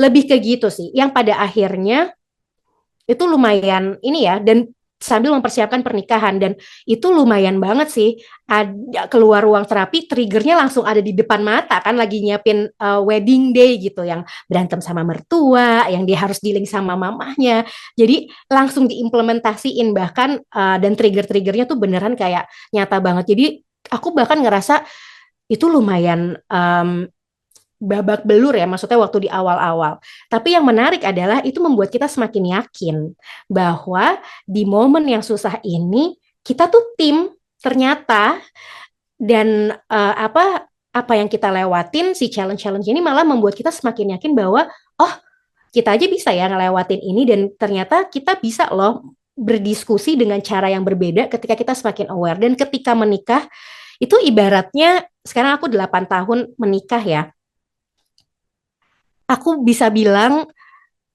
60% pekerjaan beratnya untuk kenalan dan untuk dealing sama hal-hal sulit itu udah sebelum menikah. Jadi ketika menikah, ngobrolin hal-hal sulit itu jadi mudah banget. Dan saat ini yang men-trigger kita berantem tuh soal politik. Udah bukan soal internal lagi. Itu hal yang kita udah tahu bahwa dari awal nikah ini bakal bikin kita berantem karena pandangan politik kita berbeda, pandangan sosial kita berbeda, dan sampai sekarang itu yang bikin kita berantem. Berantem bisa beneran sampai bikin empat satu sama lain, tapi kita sama-sama sadar bahwa ini emang hal yang akan men-trigger kita. Itu sih, dan ngomongin anak jadi lebih mudah, bahkan ngomongin pembagian tugas yang tadinya sangat operational jadi juga lebih mudah, take turns dan lain-lainnya jadi lebih mudah. Jadi ya, kalau memang belum menikah, itu hal yang menurut aku wajib banget untuk dilakukan karena pada akhirnya persiapan menikah itu bukan cuma hari pernikahannya ya, tapi bahkan mempersiapkan diri kita untuk kenal sama lagi-lagi kenalan sama diri sendiri dan kenalan juga sama pasangan di layer yang jauh lebih dalam dari ketika berpasangan. Bahkan di dalam terapinya kita role play juga, role play hal-hal atau ngomongin diskusi-diskusi yang uh, pada saat pacaran itu nge-trigger kita banget dan kita role play di titik dimana kita akhirnya bisa nemuin kuncian yang kayak gini nih rasanya lebih light loh buat aku. Oh ya ternyata kayak gini dan sebagainya. Kalau aku bisa satu share momen yang menurut aku masih lucu kalau kita obrolin sekarang adalah gini. Setiap kita berantemnya intens banget gitu ya. Dimas tuh punya tendensi tadi kabur dan aku punya tendensi nggak bisa stop. Akhirnya yang dilakukan adalah dari sesi terapi itu adalah take a pause. Kalau bener-bener nggak bisa pause, Dimas harus kena air, kayak berhitung atau kena air. Waktu itu berhitung nggak mempan, kena air minum juga nggak mempan. Akhirnya yang dia lakukan adalah dia mandi. Jadi pernah ada satu waktu kita berantem sejam, dia 3 kali mandi. Sampai mamaku nanya, itu Dimas mandi 3 kali bersih banget kayaknya. Ya mah biarin aja. Dari mandi 3 kali jadi 2 kali, jadi sekali, jadi nggak butuh mandi lagi sekarang karena emosinya sudah terregulasi dan dia aware bahwa itu yang dia butuhin. Dan teknik kayak gini itu nggak susah ya untuk ditemukan dan rasanya silly banget untuk dilakukan kalau nggak langsung datangnya dari profesional. Dan aku lagi-lagi tidak mau jadi terapisnya dia. Jadi itu juga memberikan aku peran yang lebih jelas juga di dalam hubungan ini. Satu Gitu. ya itu konsekuensi untuk nikahin uni-uni Padang ya. Jadi memang begitu. Dua, dua enggak soalnya mak gue juga kayak gitu sih gila sih. Nyeruduk terus sih mak gue. Nah, dua mungkin yang tadi apa nyokap lu ngelihat suami lo mandi kayak, ya ampun istrinya luar biasa bikin suaminya 3 kali mandi gitu kan. Itu belum nikah loh, belum nikah. Jadi Oh antara belum dia nikah. worry, jangan-jangan ya kan worry. Kok anak gue pacarnya mandi terus nih? Iya iya iya benar benar benar. Nih, ada tanggapan atau aku bisa closing? Oke, sebenarnya ini udah masuk sesi closing, tapi pertanyaan lucu-lucuan aja sih. Karena ini based on observasi gua ngelihat orang-orang yang kayaknya nge-value relationship tuh murah banget. Jadi kayak dia maunya dapatnya A B C D E F G yang keren, ganteng, kaya, berkarisma, rajin menabung dan segala macam. Tapi dia nggak mau sacrifice something to the relationship atau there is price to pay lah untuk dapetin relationship yang Ya, great gitu kan. Nah, gue pengen tahu kalau dari lo sebenarnya investment yang paling paling mahal dan paling berharga yang pernah lo lakuin untuk sebuah relationship yang bisa yang bisa dibilang itu sacrifice juga apa sih? sacrifice itu sih si sebelum menikah 1 tahun tuh lumayan ini ya secara finansial kan agak investasi yang cukup besar dan ternyata itu pengorbanan. Aku nggak mau bilang itu pengorbanan sih, tapi momen untuk let go bagian diri yang aku ngerasa bahwa ini gue itu juga besar banget. Makanya tadi aku bilang cukup babak belur karena aku dihantam juga sama kenyataan bahwa bagian diri lo nih yang keras kepala ini nih yang rasanya susah banget buat minta maaf tuh udah nggak works loh kalau mau punya hubungan yang sehat. Dan untuk nge-let go that part itu lumayan capek dan draining kan karena jadinya setiap apalagi di awal-awal ya setiap berantem atau setiap berkomunikasi dan kepengen punya resolusi konflik yang sehat harus lebih intentional, harus lebih aware dan being aware dan full intentional itu kan capek. gitu. Jadi itu sih yang menurutku di awal-awal itu yang cukup investasinya gede banget ya, secara finansial maupun energi, karena pada akhirnya ya itu tadi, yang Yaser bilang, ada hal-hal yang perlu kita let go, ada hal-hal yang perlu kita compromise, dan pada akhirnya pertanyaannya adalah kalau balik ke value, apakah yang aku let go ini emang udah nggak align sama value, dan value-nya udah ngomongin bukan value diri sendiri ya, value berpasangan saat itu. Itu sih di awal, dan bukan cuma sama pasangan waktu itu, sama mamahnya pasangan juga, karena em, kita lumayan berantem juga sering tuh sama mamanya, bukan kita, aku sama mamanya pasangan ya kan, sama-sama Gila, unik mertua, kadang. mertua digas juga, Pi. Soalnya sama-sama uni ya kan, sama-sama uni, jadi kita nggak mau kalah nih gitu. Jadi di situ aku ngerasa kayak nggak bisa nih kayak gini nih. At least dia nggak benci gue lah gitu kan. Jadi di situ juga nurunin kayak ego dan beneran being aware. Itu sih yang aku ngerasa, aku nggak bisa bilang, aku nggak mau bilang berkorban ya, karena pada akhirnya aku memilih untuk let go that part. Jadi tapi itu investment yang berat banget, yang aku nggak menyesal, dan rasanya kalau diulang lagi ke momen itu pilihannya akan selalu sama sih. Berarti currency-nya adalah your old self ya. Ya, Iya, identitas lo yang waktu single, lo tanggalkan semua menjadi Fatia yang baru gitu. Aku penasaran deh, kalau kamu apa sih investment yang paling worth it untuk relationship kita, yang paling mahal menurut lo, dan ini gue pengen tahu pengorbanan lo. Sedap. kayaknya abis ini Yaser yang harus ditanya juga deh, Nes. Kasihan ya lo ditanya terus ya nggak sih? Iya, heeh, baru tadi gue mau bilang, kamu juga harus jawab pertanyaan yang sama. Kalau buat aku sebenarnya adalah, I think it cost my old life, karena to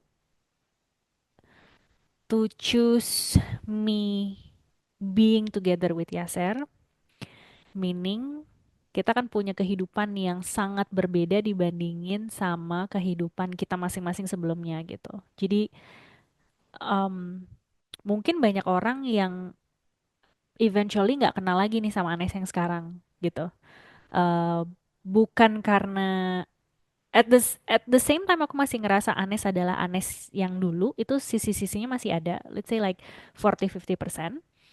Um, yang cheerful, yang apa sih namanya, masih silly, atau kayak lifelong learning dan segala macam. But also at the same time I have grown untuk punya perspektif yang berbeda, mindset yang berbeda, even rasa yang berbeda juga sekarang, cara berkonflik yang berbeda, cara berkomunikasi yang berbeda gitu. Jadi sometimes aku pun ngerasa ya, kalau ketemu sama beberapa teman-teman lama agak merasa asing karena dunianya udah beda banget gitu. Jadi kayak kalau misalnya kita ngelihat sebuah pohon itu bercabang tuh, cabangnya tuh udah degree-nya dan panjangnya tuh udah jauh banget gitu. Tapi bukan berarti aku melupakan mereka sebagai part of my life. I value them at that moment, but I understand that the life that I want to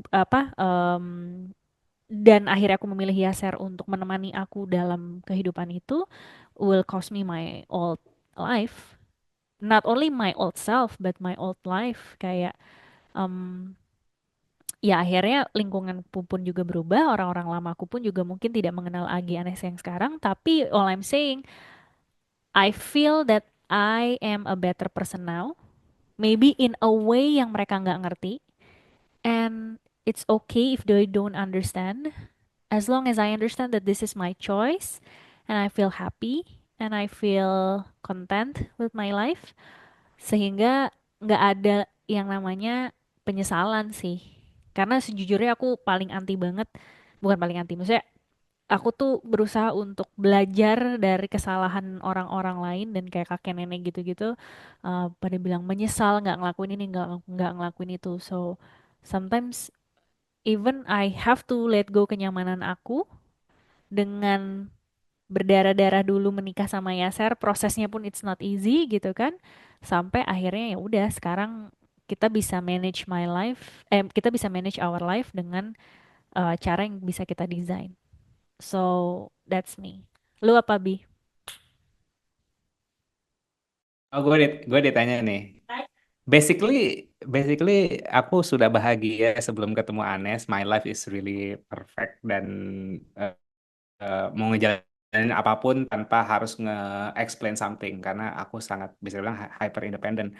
Ya ada backgroundnya lah mungkin kayak anak satu-satunya, papa mamanya cerai apa segala macam akhirnya ya udah ngelakuin sesuatu sendiri dan I'm happy with it gitu. Terus apa yang di-sacrifice? Aku dari tadi mikirin jawabannya nggak segrande kalian sih kayak old self, old life gitu. Gue lebih kayak logic dan kesabaran gue sih karena karena agak sulit berlogika sama perempuan kan jadi kadang-kadang sesuatu ada banyak yang nggak make sense buat gue terus tapi kayak ya udahlah gitu walaupun nggak make sense walaupun logik gue sakit gitu kan kayak apa ya maksudnya kok begitu tapi ya udahlah gitu sama passion kesabaran gitu karena dulu kan ya udah gue begajulan ke sana sini tanpa harus mikirin orang lain sekarang eh iya sih, lebih ke ini sih mungkin speed. Ya, gue harus sacrifice my speed. Dulu gue kencang banget. At the end I like it gitu. Tapi kan karena kalau kata pepatah kan kalau mau cepet jalan sendirian, tapi kalau mau jauh jalan berdua gitu. Jadi ya itu sih logic, passion, and speed. Buat menyeimbangkan tambahin benefitnya dong. Jangan seakan-akan gue menyakiti logik lo doang. Nggak soalnya ini maksudnya kita tuh terus mengupdate MBTI kita gitu ya. Kita terus mengupdate assessment kita. Jadi kita tuh sampai di titik yang apa ya? Sekarang tuh personality kita Yasser sih yang udah bisa. Personality-nya Yasser, dia tuh bisa nge-shape sendiri kayak gue mau jadi personality yang kayak gimana Hmm. di momen yang seperti apa gitu. Kayak misalnya sekarang he's becoming kita ngelakuin bisnis, dia tadinya tuh sebenarnya orangnya feeling banget dan baru kali ini gue ketemu Yaser yang jadi thinking. Mungkin sebelumnya thinkingnya ada tapi nggak sebanyak itu. Jadi lu baru sakit kepala sekarang ini setelah lo jadi thinking. Waktu zaman lu feeling kita cocok bener gitu. Jadi apa ya seru aja sih maksudnya. For us, it's something yang jadi agenda dating kita sifat gitu kayak even kita udah menikah pun kan sometimes kita butuh ya momen-momen berdua gitu Mhm. reconnect lagi gitu dan kita jadiin itu kayak misalnya abis dia ngambil assessment, gue ngambil assessment, kita discuss lagi entah itu yang psychology based atau even esoteric based nggak apa-apa gitu ya. Yang penting kita coba pahamin connecting the dots-nya gini, silver liningnya gini gitu. Apa kamu mau ngomong apa? Your brain is hurting? Ya, gue jadi thinking biar kita berdua survive. Kalau kita dua-duanya feeling mau jadi gembel kita. Hipis hipis. Ini mau jadi kita kita 1 tahun pertama nikah itu hipis banget. Dua-duanya Anes INFJ apa ENFJ gitu. ENFJ gue INFP. Buset dua-duanya hipis lalala ye terus tiba-tiba rekening nol gitu. Wah gak bisa nih gitu. Gue harus transform jadi something. Terus akhirnya ya udah sempat balik ke Jakarta kerja terus jadi kok nih orang nggak bisa diajak heart to heart ya kalau Jakarta kan. Wah gue harus catch up nih sama orang Jakarta. Jakarta akhirnya gue shifting ke thinking jadi INTJ kayak gitu. Terus rupanya INTJ berguna buat strategis gitu kan, buat building bisnis segala macam. Ya udah gue nyaman di sini untuk ya udah untuk apa nyeimbangin si begajulan satu ini gitu. So itu ya. Jadi benefitnya aku menjadi orang yang lebih emosional yang bisa mengekspresikan diri sendiri karena terpapar apa feelings what feelings look like gitu kan. Oh begini ya gitu. Bisa bisa lebih vulnerable gitu kan. Ya, Jangan lupa hidup gue lebih lebih bahagia. Jangan lupa bilang bahagia sebagai suami yang sayang Bahagia nggak? istri. Iya. Heeh. bahagia itu kan part of emotion ya, gitu. Jadi jadi lebih emosional hidup gue. Salah satunya Jawaban bahagia. diplomatis ya. Jawabannya sangat diplomatis Bapak Yaser ini. sebagai orang yang laki-laki kan jarang bisa berfeeling ya. Ya gue ikut bangga lah bisa membuat hidup dia lebih berwarna dengan banyaknya feeling yang lebih Perasaannya. merah, biru, hijau, kuning gitu kan. Ya, oke. Baik, Bapak, kita kembalikan lagi. Iya, siang sebelumnya hitam putih, Anies memberikan warna lah gitu. Ada merah, ya kan, anger gitu kan, ada ada ungu gitu kan, ada fear, ada anxiety gitu. Enggak. Jadi, oke, ini kita bercanda-bercanda karena sebenarnya emang udah di ujung-ujung di closing. By the way, thank you Fatia atas waktunya mampir ke Thank you udah podcast kita. diundang. Mm-mm. Terus sebelum itu mungkin aku mau ngingetin ke mungkin pendengar gitu. Jadi kita kan dari tadi ngomongin gimana nyari kecocokan, value apa segala macam. By the way, ranum.co.id bisnis yang lagi kita jalanin nih, aku sama Andres jalanin itu apa akan ngeluarin beberapa assessment gitu kan. Namanya Ranum Kompas. Ranum Kompas itu sebenarnya based on dari motivational value.